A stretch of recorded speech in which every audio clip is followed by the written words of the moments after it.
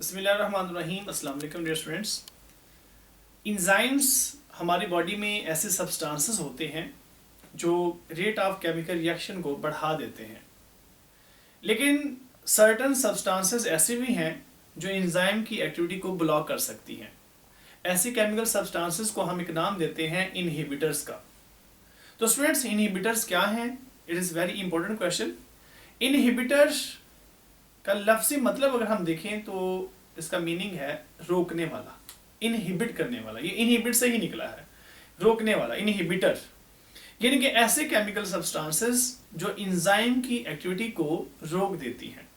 तो इसका मतलब ये हुआ कि हमें इस बात का क्लियर हो गया कि इनहिबिटर क्या है, कि केमिकल सब्सटेंसेस हैं जो कि इंजाइम की एक्टिविटी को रोक देती हैं। अब ये कैसे रोकती हैं, इसकी डिटेल आज हम डिस्कस करते हैं कि जो इनहिबिटर्स हैं क्या इंजाइम के साथ परमानेंटली अटैच होती हैं, टेम्पररी। तो याद रखिएगा स्टूडेंट्स, ये ऐसी केमिकल सब्सटेंसेस हैं, मैं दोबारा डेफिनेशन की तरफ आ रहा हूँ, ऐसे केमिकल सब्सटेंसेस हैं जो इंजाइम को ब्लॉक करती हैं टेम्पररी और परमानेंटली। ये इंजाइम की एक्टिव साइट को ब्लॉक कर देती हैं टेम्पररी और परमानेंटली। और याद रखिएगा, कुछ ऐसे इनहिबिटर भी हैं जो एक्टिव साइट के साथ अटैच होते हैं, और अदर्स ऐसे भी हैं जो एक्टिव साइट के अलावा कहीं और जाके अटैच होते हैं। आपको पता है कि एक्टिव साइट वो साइट है जहां पे सबस्ट्रेट ने लगना है, तो ये क्या करते हैं, जहां पे सबस्ट्रेट ने लगना है ना, वहां पे अटैच हो जाते हैं, जिसकी वजह से इंजाइम की कैटालिटिक एक्टिविटी ब्लॉक हो जाती है। इसके सर्टेन एग्जांपल जैसे हैवी मेटल्स हैं, जैसे पॉइजन्स हैं, साइनाइड्स हैं, ऐसे ही ड्रग्स हैं, एंटीबायोटिक्स हैं और एंटी मेटाबोलाइट्स हैं, और इसके अलावा और भी हो सकते हैं। तो ये नेचुरली तौर पर ह्यूमन बॉडी में पाए जा सकते हैं, ये जानवरों की बॉडी में पाए जा सकते हैं कुदरती तौर पर भी, जो इंजाइम की एक्टिविटी को ब्लॉक करने में हेल्प करते हैं। तो ये मुफीद भी होते हैं और ये दूसरे जानवरों के लिए मतलब नुकसानदेह भी साबित हो सकते हैं, कि इनके ऐसे केमिकल सब्सटेंसेस भी हो सकती हैं जो नुकसान, जैसे मैंने अभी एग्जांपल दी है पॉइजन वगैरह की, साइनाइड्स की। तो ये इंजाइम की एक्टिविटी को मुकम्मल तौर पर ब्लॉक करने की एबिलिटी रखते हैं। तो हमें ये क्लियर हो गया कि इनहिबिटर्स क्या है। तो याद रखिएगा स्टूडेंट्स, इनहिबिटर दो तरह के होते हैं। कौन से हैं जी? एक को हम कहते हैं रिवर्सिबल इनहिबिटर्स, और दूसरे हैं इरिवर्सिबल। यहां पे पहले मेंशन किया गया है irreversible inhibitors, the second one that is reversible inhibitors. अगर गौर करें इनके नाम की तरफ, इरिवर्सिबल का मतलब होता है जो रिवर्स ना हो सके। यानी कि इसका मतलब ये हुआ कि ऐसे इनहिबिटर होंगे जो इंजाइम के साथ परमानेंटली अटैच हो जाएंगे, ये कोवलेंटली अटैच होंगे। अब ये कह सकते हैं कि ये ऐसे इनहिबिटर हैं जो इंजाइम के साथ टाइटली बॉन्ड हो जाते हैं, यानी कि एक दफा अगर ये अटैच हो जाएंगे तो फिर उसके साथ इंजाइम से ये अलग नहीं होंगे।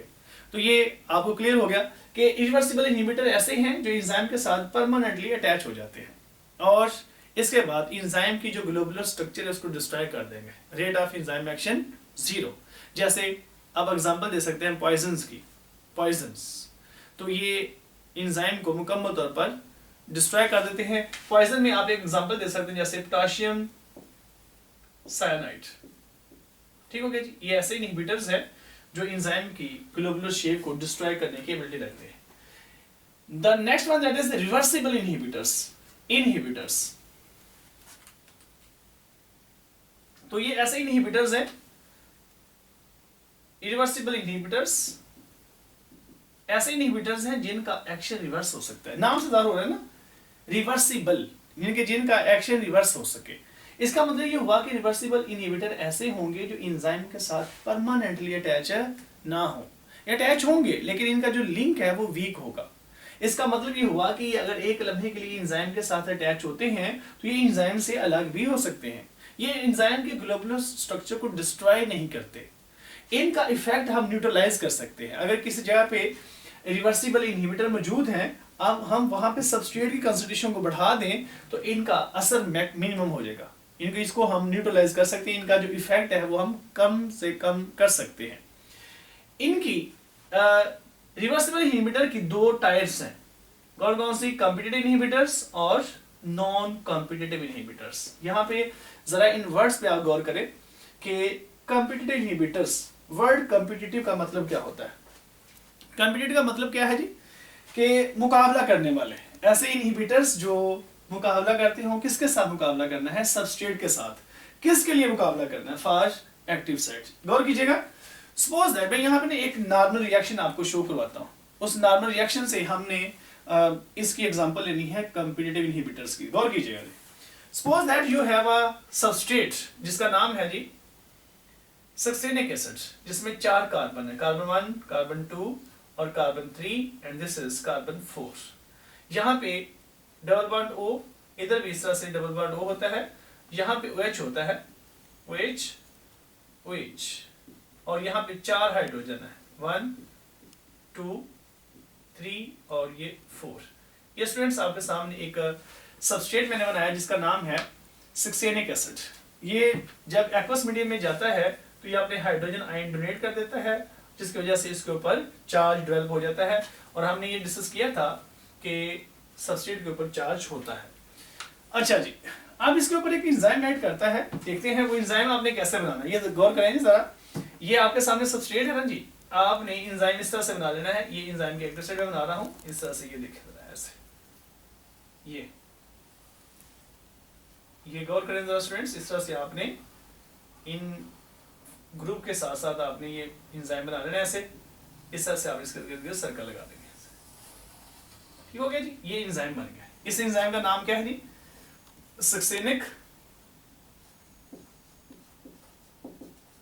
Succinic dehydrogenase. सक्सेनिक डीहाइड्रोजिनेस ऐसा एंजाइम जो सक्सेनिक एसिड में से हाइड्रोजन को रिमूव कर सके, उसको क्या कहते हैं हम? Succinic dehydrogenase. और ये आपके सामने एक सबस्ट्रेट है। इस सबस्ट्रेट का नाम मैंने बताया है सक्सेनिक एसिड। सक्सेनिक एसिड, इसको आप सक्सिनेट भी कह सकते हैं। चैप्टर नंबर 11 में पेज नंबर 227 पे ये एक रिएक्शन बना हुआ है, क्रब साइकिल। उसके लास्ट वाले स्टेप में देखें, नीचे स्टेप में देखें, वहां पे ये एक्टिविटी हो रही है, लेकिन वहां पे ये मतलब इस तरह से एंजाइम को शो नहीं किया गया। तो सक्सेनिक डीहाइड्रोजिनेस ऐड कर रहा है सक्सिनेट पे या सक्सेनिक एसिड पे।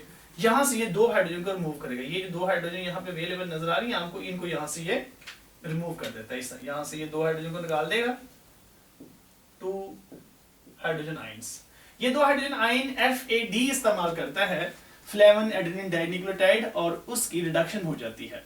तो और ये वो बन जाता है FADH2 में। खैर ये चैप्टर नंबर 11 में आप लोग देखेंगे ड्यूरिंग रेस्पिरेशन देखिएगा। इसका रिजल्टेंट प्रोडक्ट क्या बनेगा? That is a fumaric acid. Fumaric acid में भी 4 कार्बन है, कार्बन 1 2 3 और 4। यहाँ पे डबल बॉन्ड O, यहाँ पे आप डबल बॉन्ड O शो कर सकते हैं। यहाँ पे O नेगेटिव, यहाँ H और इधर भी H। अब यहाँ पे गौर करें, पहले यहाँ पे ऊपर 2 H थे, लेकिन वो खत्म होने की वजह से, वो रिलीज होने की वजह से यहाँ पे डबल बॉन्ड बन जाता है ऐसे। पहले यहाँ पे सिंगल बॉन्ड था, अब यहाँ पे डबल बॉन्ड बन जाए इस तरह से। तो ये है जी फ्यूमेरिक एसिड। इसको हम फ्यूमारेट भी कह सकते हैं, फ्यूमेरिक एसिड। फ्यूमेरिक एसिड का बनना ये एक नॉर्मल रिएक्शन है। ये हमने एक नॉर्मल रिएक्शन शो किया है कि ऐसा रिएक्शन होता है, मतलब ड्यूरिंग रेस्पिरेशन क्रब साइकिल के दौरान ऐसा रिएक्शन होता है। अब देखते हैं सक्सेनिक एसिड की जगह पे एक इनहिबिटर आ जाता है जिसकी शक्ल और सूरत सक्सेनिक एसिड जैसी ही होती है। और वो देखते हैं कैसे है जी। मसलन यहाँ बना लेते हैं जी 3 कार्बन वाला कंपाउंड, कार्बन 1 2 और 3। यहाँ पे डबल बॉन्ड O, इधर भी हम डबल बॉन्ड O शो कर लेते हैं। यहाँ पे हम O नेगेटिव शो करेंगे, इधर भी O नेगेटिव, लेकिन यहाँ पे H और इधर भी H। अगर गौर करें, सक्सेनिक एसिड में 4 कार्बन थे, यहाँ पे कितने कार्बन है? 3। दोनों की स्ट्रक्चर एक जैसी है, सक्सेनिक एसिड की और मेलोनिक एसिड की। ये एक इस कंपाउंड का नाम है जी malonic acid. This is a malonic acid. Malonic acid, तो याद रखिएगा मेलोनिक एसिड एक कॉम्पिटिटिव इनहिबिटर है। कॉम्पिटिटिव इनहिबिटर वो होते हैं जो सबस्ट्रेट के साथ अपनी शक्ल सूरत में, स्ट्रक्चर में सिमिलर होते हैं।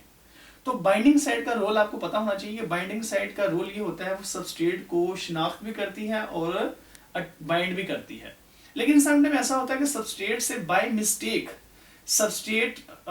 जो बाइंडिंग साइट है उससे सबस्ट्रेट को अटैच करने के बजाय इनहिबिटर को अटैच कर बैठती है। क्यों? क्योंकि दोनों की स्ट्रक्चर में सिमिलरिटी पाई जाती है।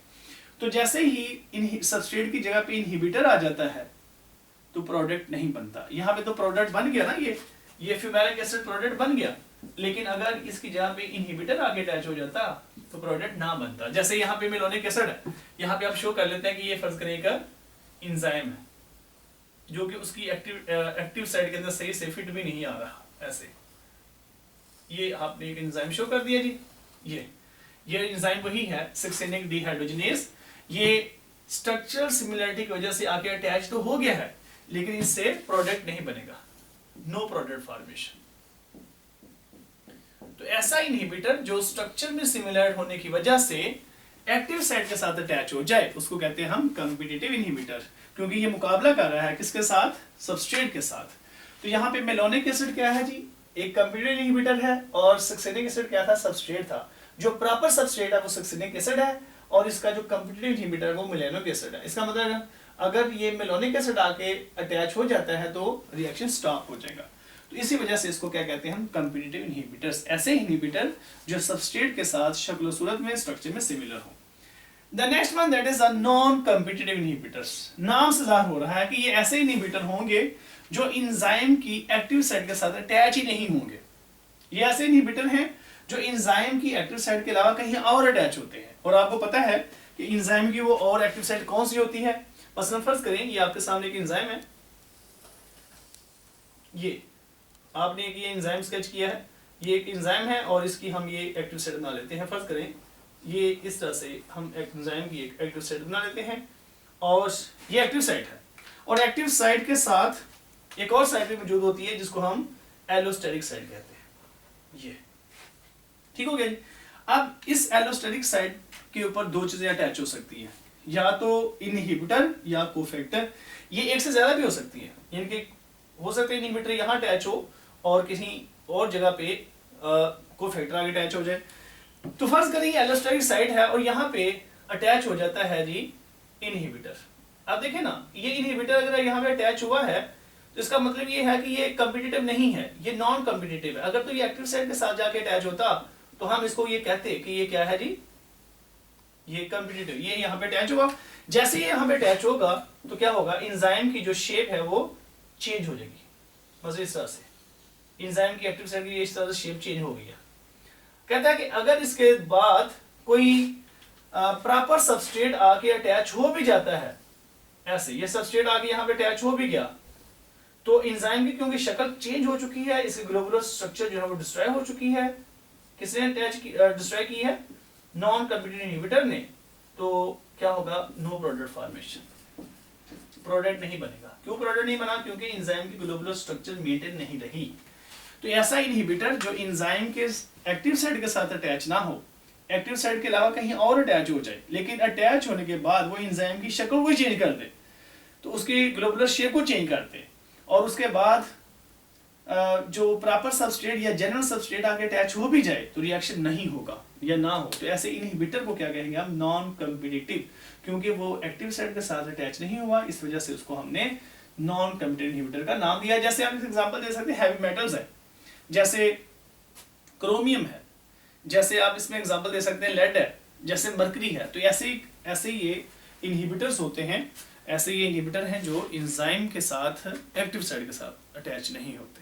तो ये था स्टूडेंट्स आपका सिंपल सा टॉपिक था। ये सारे ही शॉर्ट क्वेश्चन है, इनहिबिटर्स क्या होते हैं, इनहिबिटर में रिवर्सिबल और इरिवर्सिबल इनहिबिटर में क्या फर्क है, और इसके अलावा कॉम्पिटिटिव और नॉन कॉम्पिटिटिव इनहिबिटर में क्या डिफरेंस होता है। तो ये स्टूडेंट्स आपने अच्छे तरीके से मेमोराइज करना है।